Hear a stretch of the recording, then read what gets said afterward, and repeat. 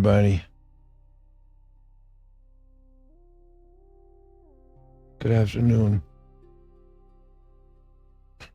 It's Tuesday, April 21st.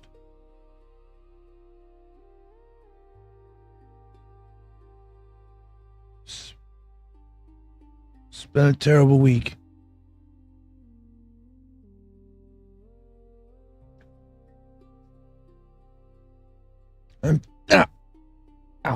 I'm thankful to have rest.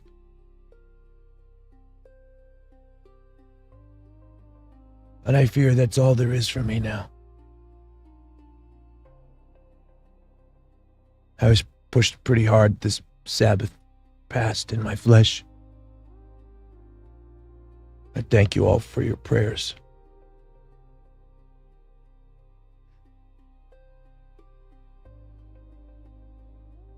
I woke up the other day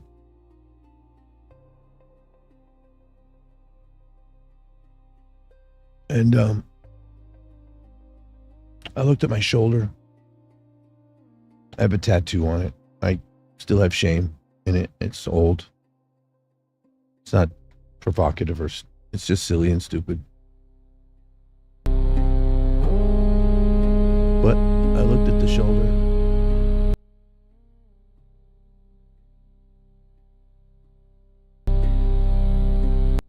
I looked at my skin,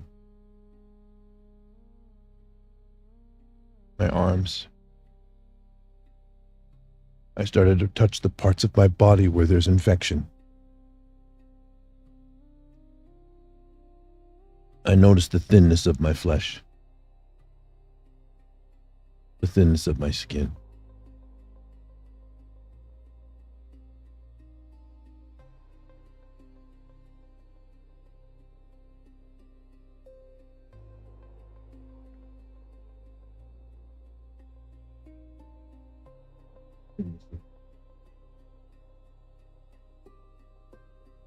Oh, this is great. Stupid.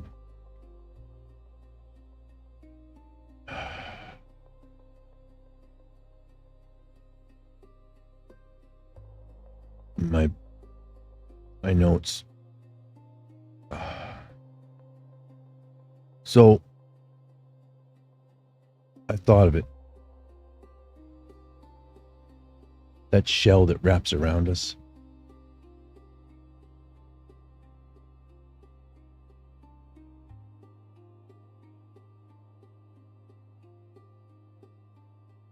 I couldn't help but think, this was created. I was looking at the flesh itself and how it just wraps your body, right? And I was like, I thought of it.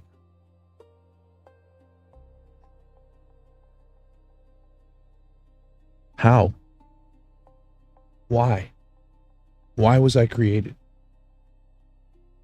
What am I even here for? What is this thing? Do you guys remember that? Do you stop to think about it anymore? That moment? Where you centralize yourself? And you're like, wow, there's literally something behind these eyes. Something inside of me lives. Something sees. Something can do not. So what are you? Why are we here? Were we truly created?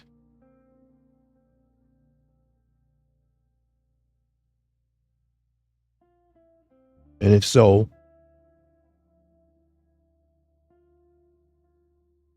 how come we all can't get together? How come we all can't come together and know this?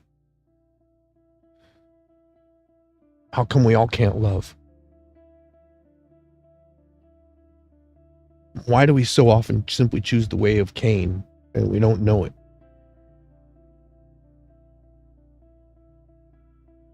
Can I wipe that counter down? Can I tidy that space? Can I offer that little gesture? Can I do just a little bit more than I did yesterday? Okay. Can I give? Well, why aren't I? I see, but do I respond?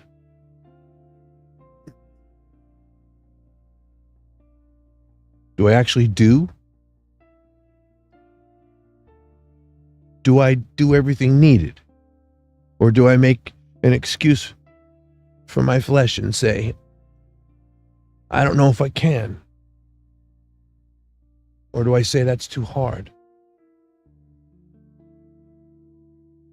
And do we then let things build up and invariably they become a crisis?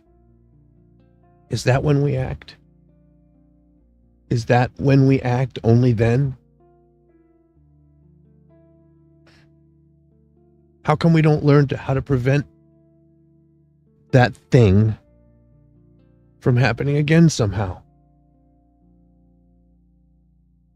Why are we only apologizing for the surface level value, but we're never really digging into how it came to pass?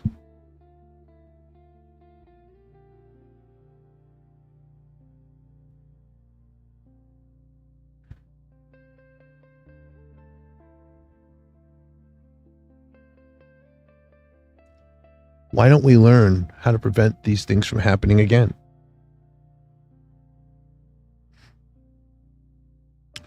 Why is it that when I talk to people, I have to shake them from this weird fleshy space?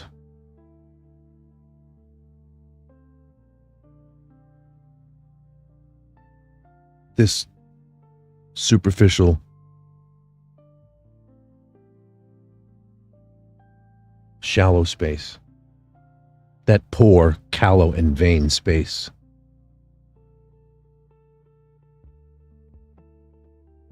You got to shake them out of unreality and out of the space they're in into actual reality first.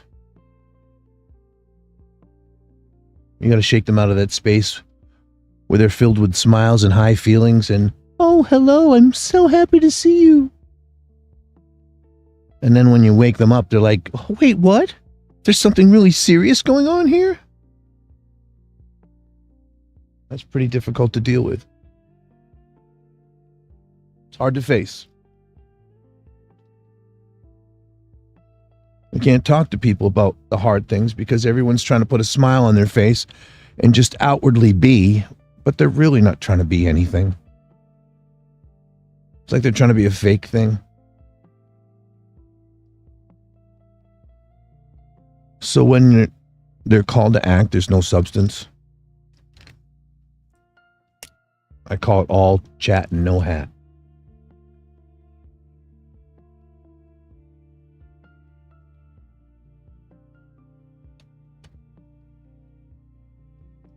Deep down inside, they really truly do think that things are very wrong. Everybody knows we're missing something, right?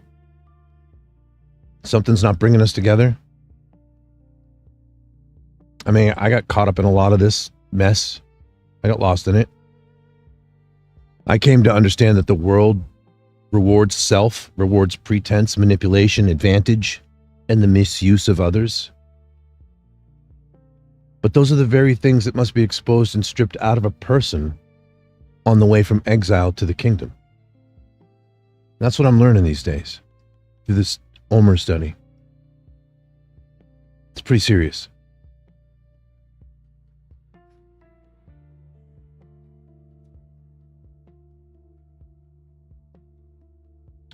mean, that's why so many people fell in the wilderness, right?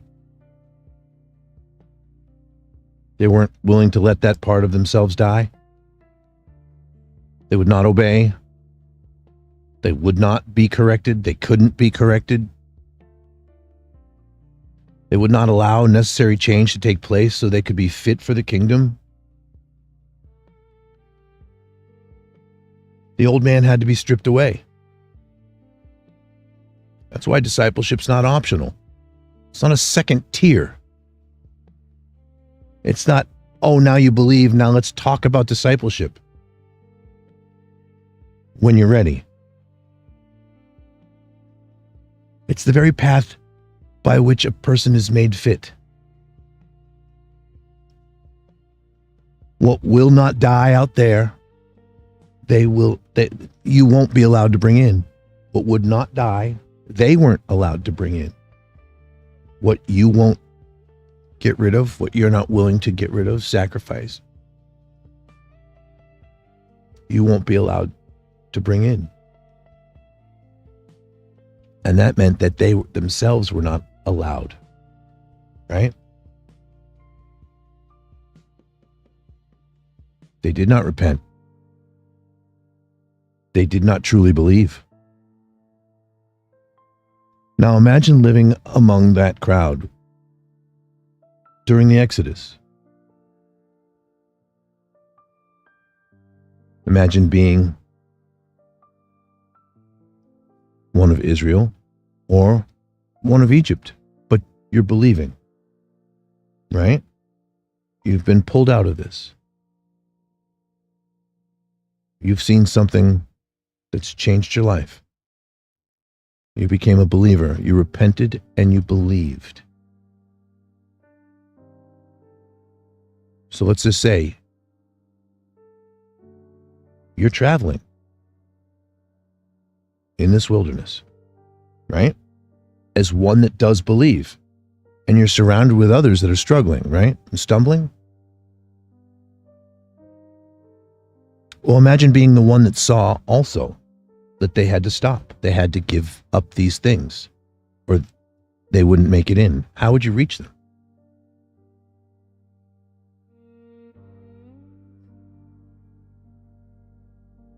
Imagine being someone like that knew they had to stop. The one who had, you imagine being the one that had to say, you can't keep doing it that way.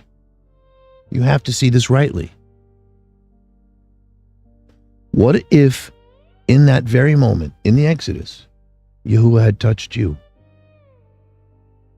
What if you had been entrusted with just a little bit more than your neighbor, and you tried to love your neighbor with that knowledge? You tried to bring them toward the truth. Well, you can't just walk around telling people, listen to me, I'm smart, I'm loving, I'm kind. Yahuah's speaking to me. They're just going to think you're something dangerous, unstable, severe, or maybe false. Look what they were already living in. So much unrest. So much disbelief. So much back and forth, so much wrestling. So much resistance. Stiff-necked people. So what do we learn from all of this? Well, what we learn is that some of what was to be learned has not been carried forward today in the same way it should be. There are some traditions of men mixed in. But there's a heart behind it.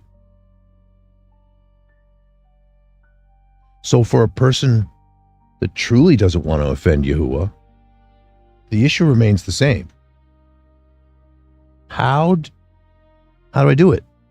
You have to learn how to do all of these things you're called to do rightly before Him. And the modern church is not teaching you exactly how to do that. It's not. It may come close to preaching it, but it's not teaching it. It's not enforcing it through any discipline or a church discipline. And discipline is discipline. The modern church doesn't have a proper view of it. I'm proof of that.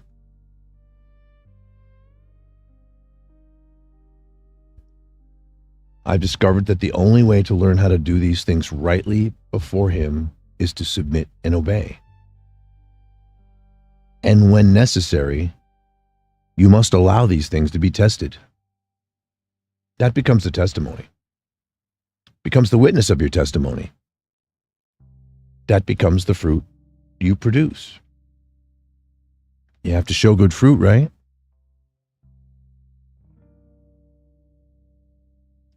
Just as Yahuah himself, the Christ, our Messiah, walked among us to show the way. Yeah, we're also told to show the way. Paul teaches us to show the way. But we're dealing with serious conditions that when we try to pull people into reality, I mean, how do you do that and remain loving, remain kind, caring without overstepping? How do you reach a pastor that handles the word wrong? How do you reach all of them that are stuck in this? Even Jack Hibbs. These leading pastors, they have the right message, but because it's not backed with truth, it's not backed with Torah, it's not really truly backed with the love of the Father, and the Father's absent, and they used Christ to replace him, and all you have to do is just believe. They made it hard for everybody to see the truth.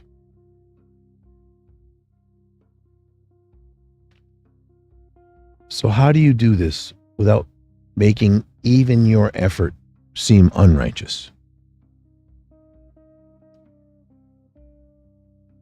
Because again, you're not supposed to be drawing attention to yourself and saying, hey, look, everybody, I'm this, I'm that.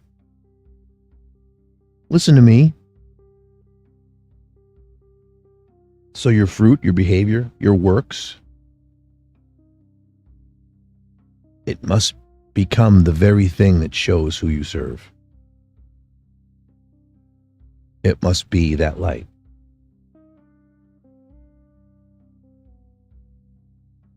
Your works must be the evidence that your faith is real.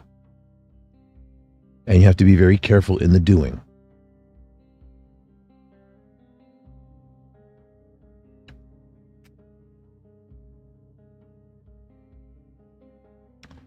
It's important to have people around you who are trustworthy, loyal, helpful, humble, kind, and thoughtful.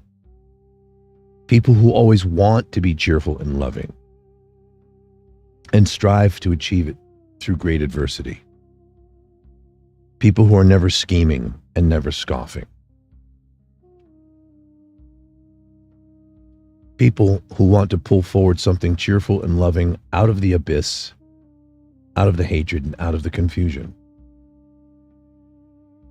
And you don't want to be around people who hold odd conditions that do not align with the will of Yah, conditions that they would never allow you to hold them to in return. There's always some sort of hypocrisy. You'll find it. You'll see it. It's hard when Yahuah has pressed something onto you that others don't yet recognize, because even sober concern can be heard as madness, extremity, or even heresy.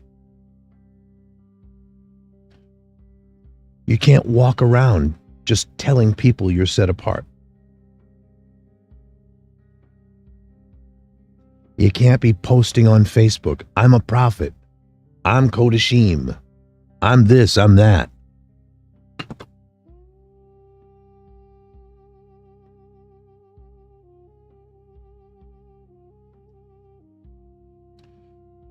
And yet ultimately, when you're broken free from that space and you're given knowledge, those tools that were always embedded inside you begin to come into their proper alignment. Logic, reason. The things that in the flesh were often misused, bent towards every false way, dragged by every wind of doctrine, or spent in self-pride, confusion, restless striving.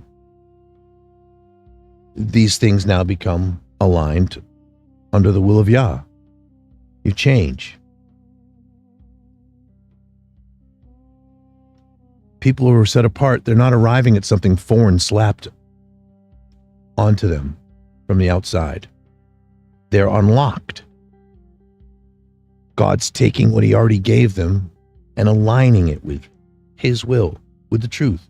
They're being unlocked, corrected, realigned. What was there all along, but crooked in use, becomes straight in purpose. And then you begin to use reason and logic through love in a right way.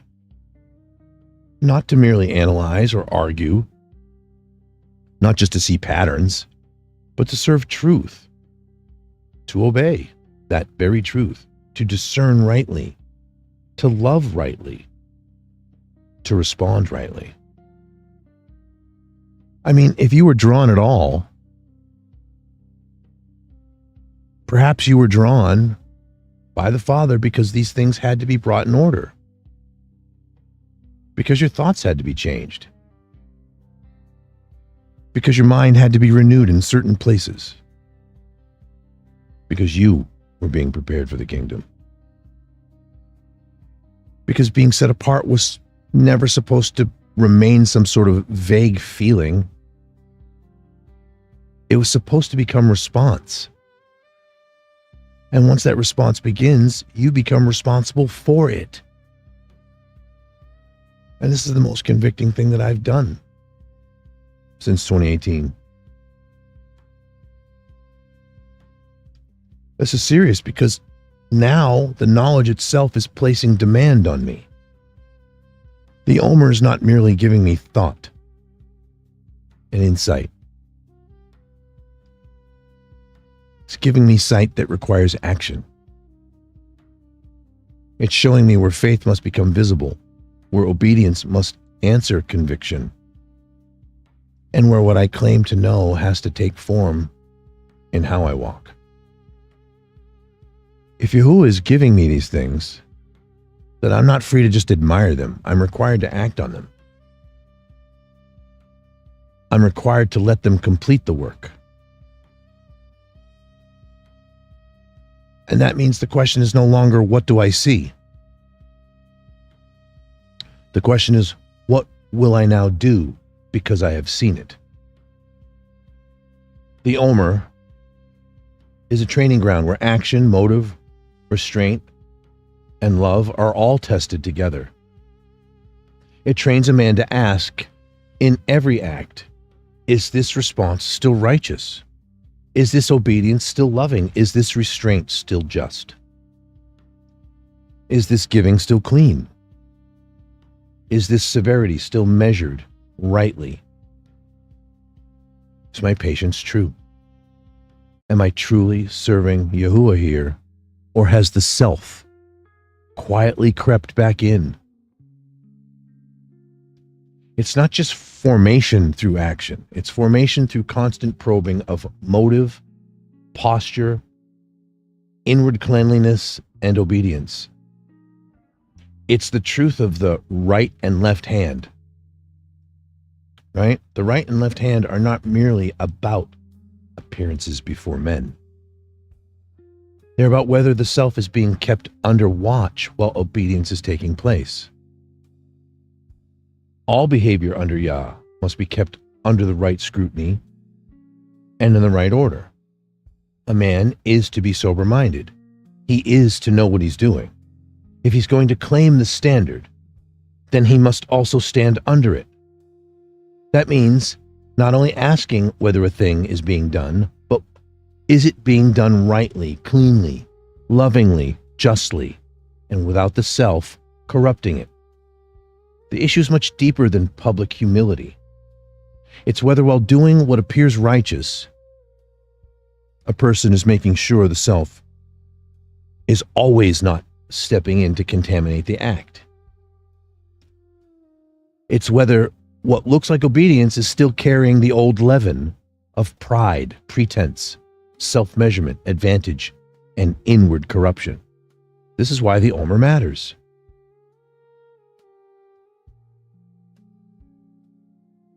It trains a person to not only act, but to remain clean while acting.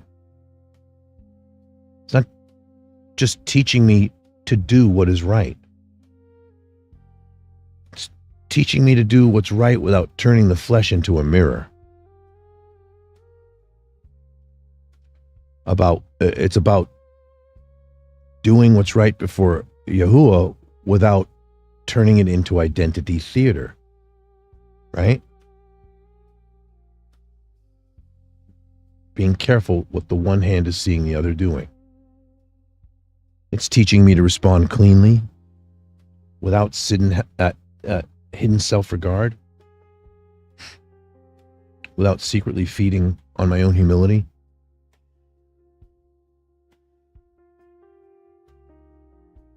Or even my own suffering. It's teaching me that humility has to be purified because false humility is still the flesh staring at itself. So this path is not only stripping away obvious sin, it strips away the subtle self that wants to stand nearby and take credit for being changed. And discipleship is not secondary.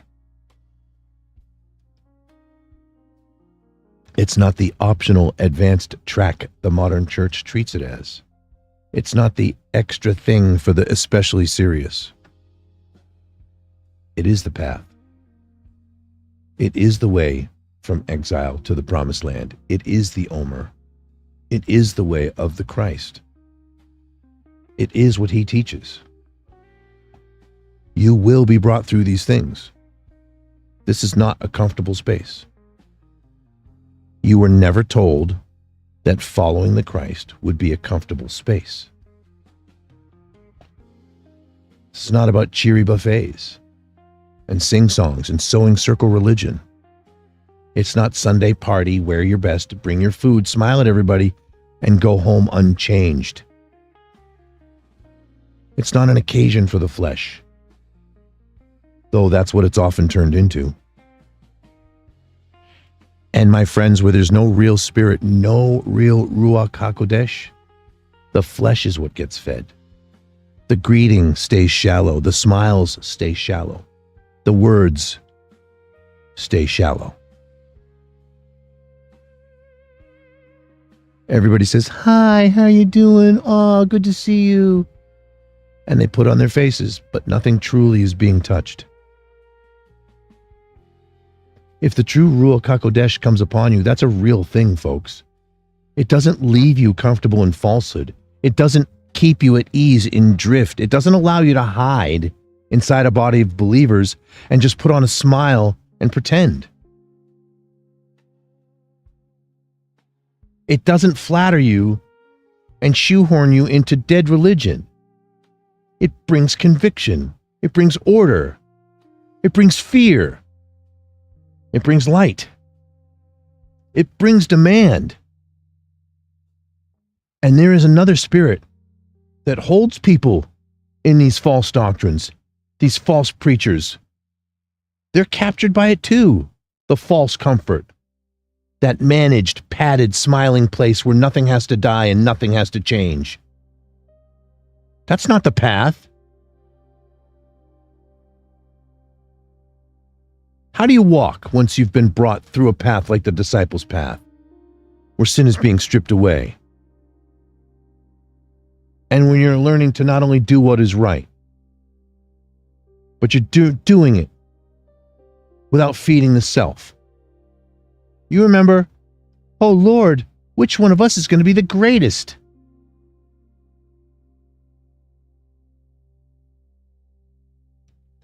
It's a place where you must learn to not even let your own humility become performance just to yourself.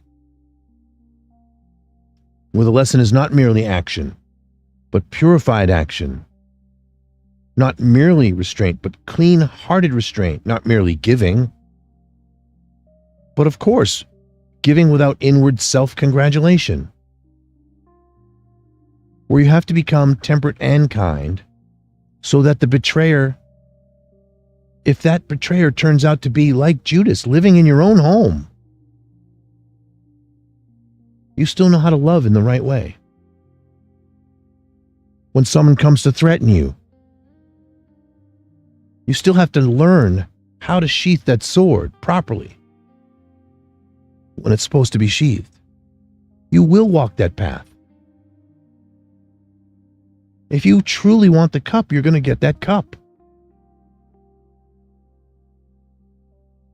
And when Yahuah puts knowledge in you,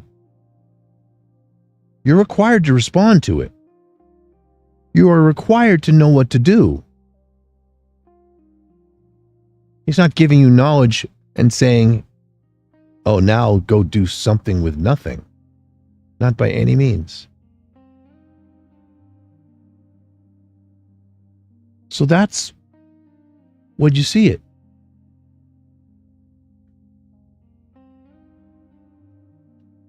And so you have to look at all those little things that are inside the Omer, these little reflections and these actions.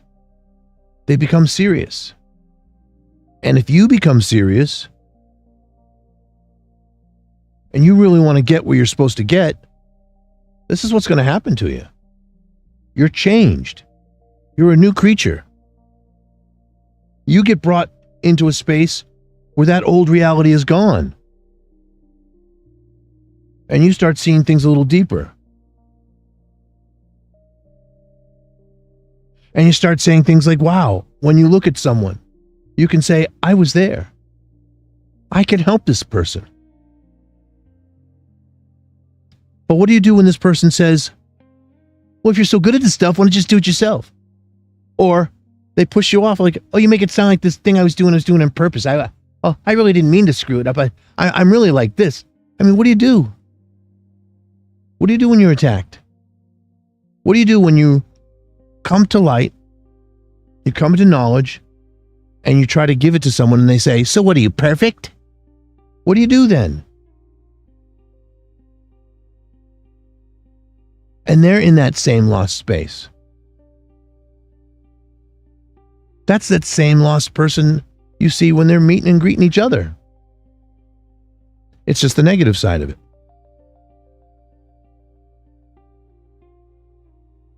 They're so far outside of reality, but in reality, it's just the same flesh, that thin layer.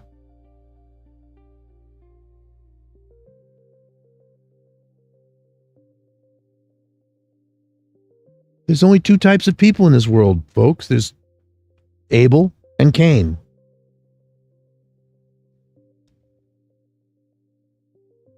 And bad fruit shows in that space where ultimately you take the way of Cain. It seems easy to get caught up in some of it.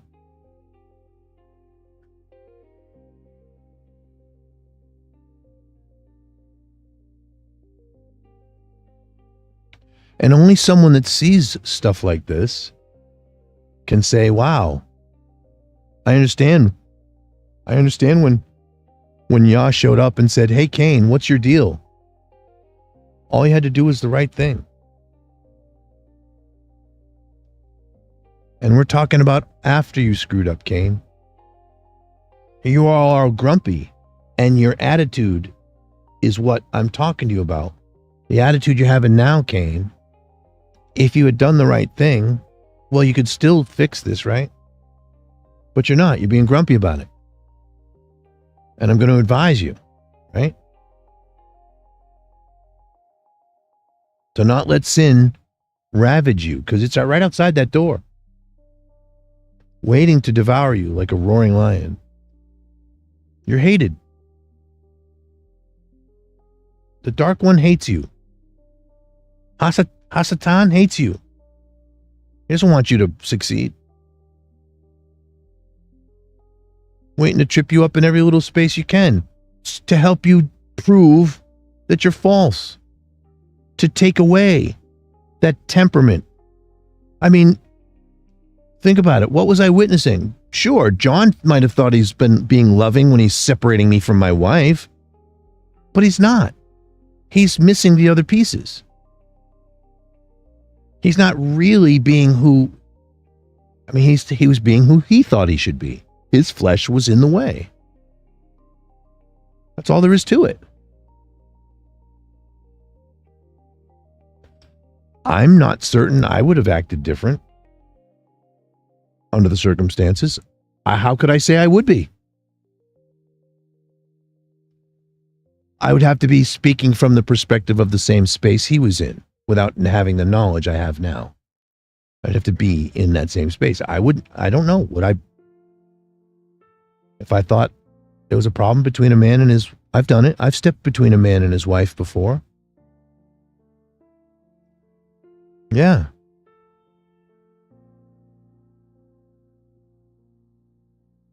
I've had to worry about how far I was going, how much I was overstepping.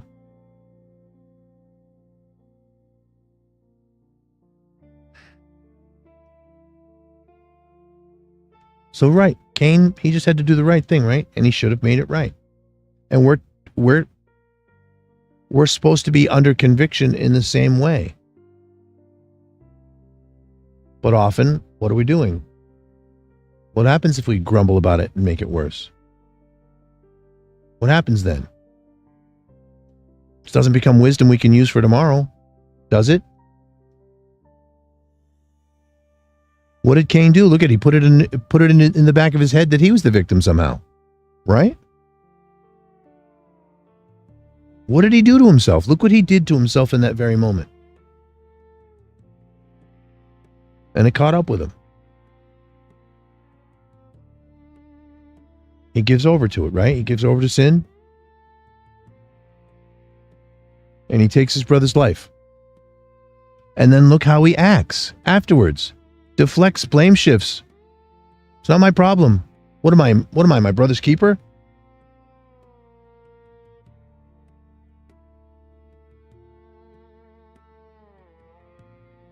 So how many times does it take you to do things subtly, like not sacrifice what you could have sacrificed?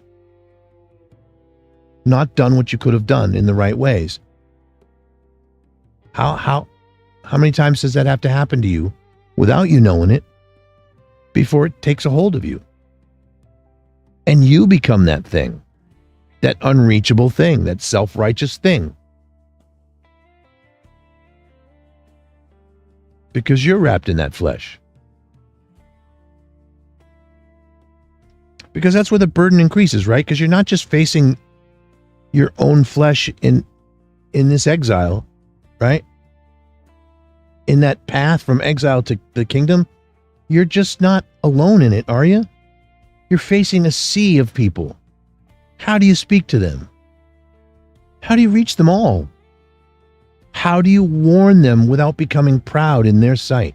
How do you, or even in your own? How do you serve them without turning the service into self-regard?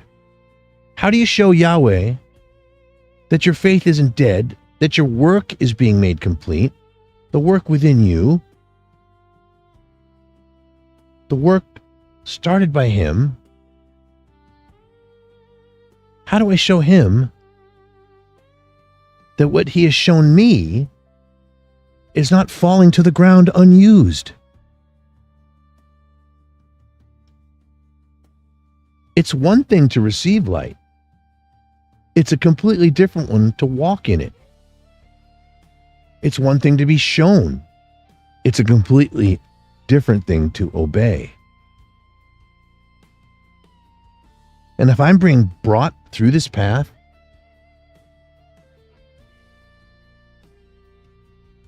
then I don't want this to be just a story or a theory. I want it to take shape. I want it to take form. I want it to be who I am. I want it to become action. I want it to become fruit.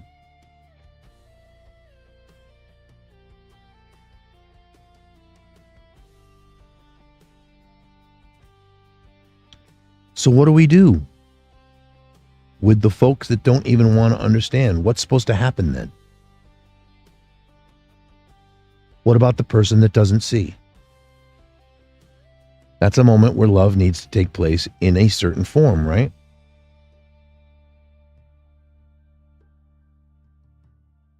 But instead, maybe they act all fleshy and justify it. And then they justify it with conditions and say, well, this person acted a certain way, so I'm acting a certain way. How do you ever get to the root of that? Because then another person will pop up and say, well, you're not supposed to blame your sin on someone else. And that's true. But what if you do if you can't go after the person that's causing the stumbling, but they go after you and they say you're causing stumbling? How do you walk alongside your brothers and sisters and show them where stumbling is without them becoming arrogant and proud? Without them thinking you're becoming arrogant and proud? How is this done? The Bible preaches it and teaches it. Right? But wouldn't it be great if we had a nice little set of reminder flashcards? How do we do this? How do we pull them out? And what if Yahuah has given them over to their strong delusion? What if it's too late? What if it's too late and now they're just fodder for the field of the reprobate? Think of it. How do you reach the ones that you love that are inside that space? How do you know when it's time to walk away from Sodom? How? How do you know when to stay, when to warn, when to go, when to plead, when to shake the dust, when to step back, and when to simply grieve? These aren't small questions.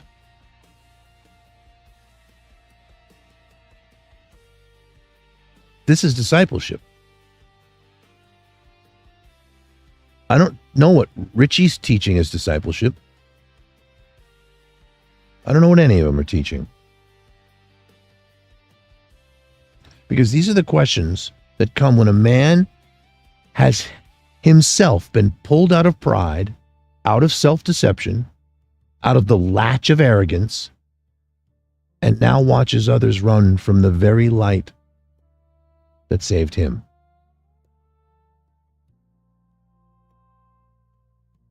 So,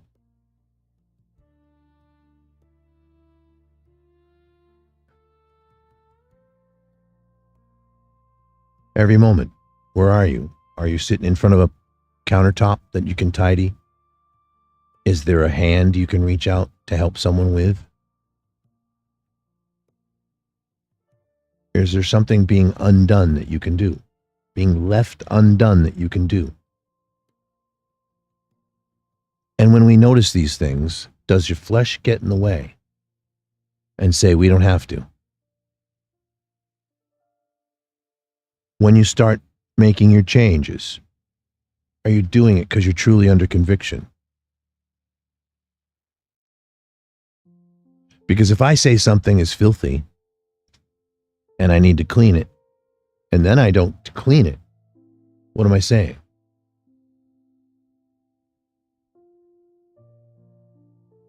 And that applies to each and every task, each and everything you think, say, and do. So how do you walk in the way? How do you walk in the way that's correct in all circumstance? You walk by answering to what you already know. You walk by doing the right thing before the crisis forces your hand. You walk by letting knowledge not simply just be theater, it becomes action. You walk by not letting conviction just be empty words. You walk by doing the small things while they're still small. By answering truth in the little moments before they become judgments in big ones.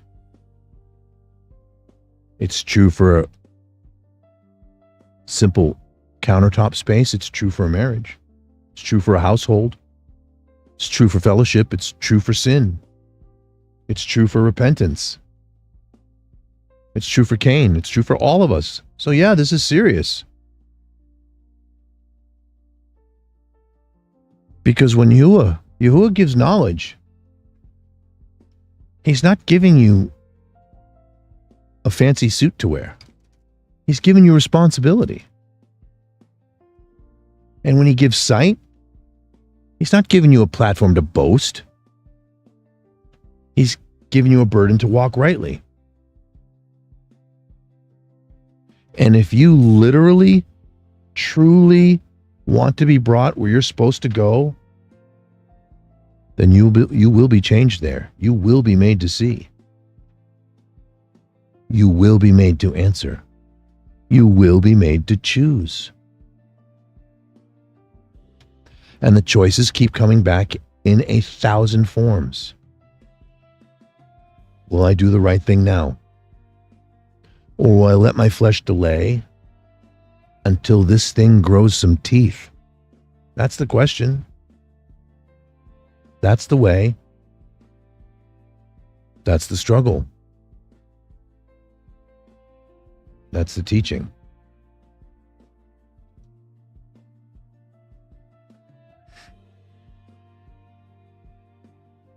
When you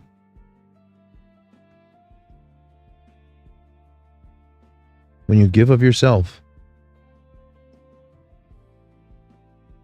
is it a shared goal? Is it Yahweh's goal? Is it His will? And usually what we find is when it aligns with Torah, it's the only time it makes any sense. I don't know how to touch you folks that don't get this. I don't know how to reach.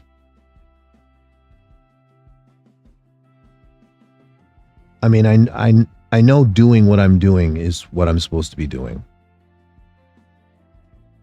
But to close, I'm going to speak briefly about this reconciliation thing that I'm asked to do. So this will be about 50 minutes in.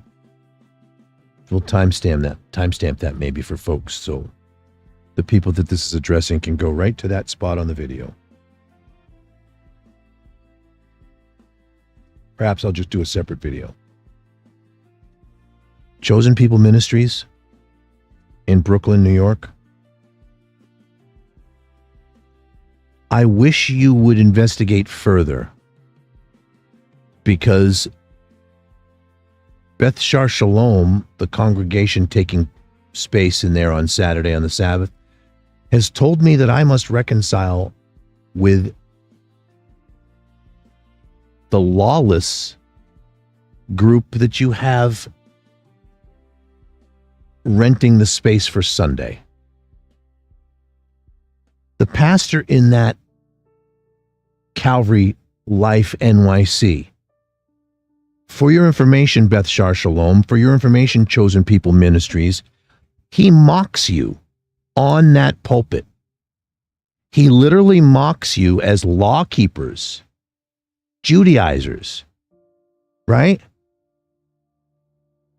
So you bring faith people to Torah, to Sabbath, right?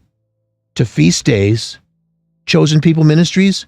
You bring people to Torah, Sabbath, feast days, and you want people to know that you have the truth and you're bringing them to Messiah. And now you're renting the location to a body of supposed believers that don't honor Torah, don't honor Sabbath, preach against it. They follow Rome.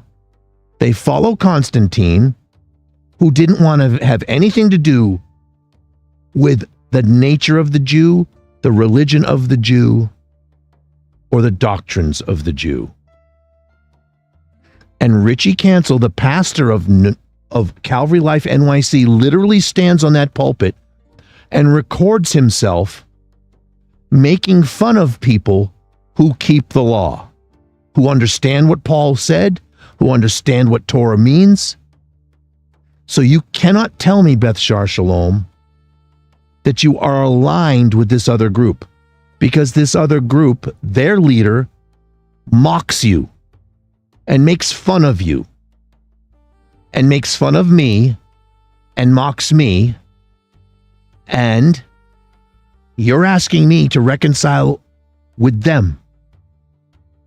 Are you asking me to give up Torah? Are you asking me to give up Yahuah? Are you asking me to give up feast days? Are you asking me to sit in that church and listen to him mishandle the word of Yah? Are you asking me to reconcile with him so it's easier for you? What are you asking me to do? How much of the situation do you know that you could advise that? Aren't you breaking Torah? Aren't you answering to a matter before it's even heard? Aren't you advising a man to reconcile with a church body that won't reconcile the truth of the Father? Yeah, you should all be ashamed of yourselves. But you're not. You're patting each other on the back. Chosen People Ministries, you got your rent, right? You got your rent payment, right? That's all that matters? Is that truly all that matters to you? Beth Shar Shalom, the rent? That you'd lie like this and you'd let an imposter, a false teacher, stand on that same pulpit with the same doors, with that same Hebrew inscription, and you'll let him make fun of you and your people. On Sunday, he makes fun of you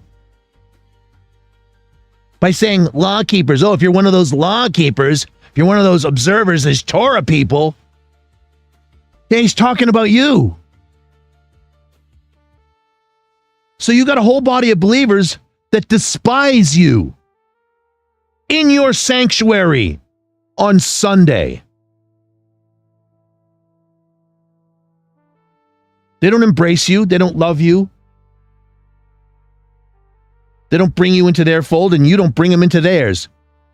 But you're aligned. You're aligned, Beth Shar Shalom. When they denounce you and mock you and scoff at Yahweh, my Elohim, the Almighty, the very one who gave us the Messiah that you all claim to follow. Do you all abandon the Father? Do you all abandon the Father, save the Son? Do you not see what you've done? Do you not see what you've done? You're not wrong to ask me to reconcile, but you're wrong to kick me out until I do when you don't know the situation well enough to advise in that way. I'm kept out of Torah observation, Sabbath keeping, feast day, the Omer, Shavuot. I'm kept out of all of this. Passover. I'm kept out of all of this and told I can't be a part of this family until I reconcile with a pastor that denounces and denies you on camera and mocks you. You need to explain that. You need to come to me directly and explain that. That would be nice. So while I will express a bit of anger towards this, I won't sin. This should have been dealt with years ago, weeks ago, years ago, months ago. It shouldn't even be this way. My wife should be here.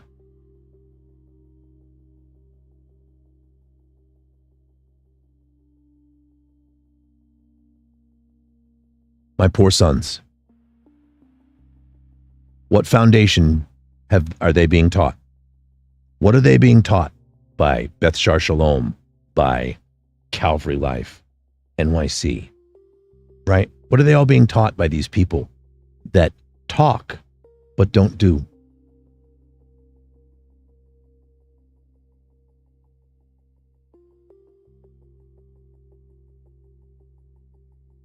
The Omer. You get my point? You get my point, folks? It's pretty serious. So I'm going to go. Been just about an hour. Okay? Take care.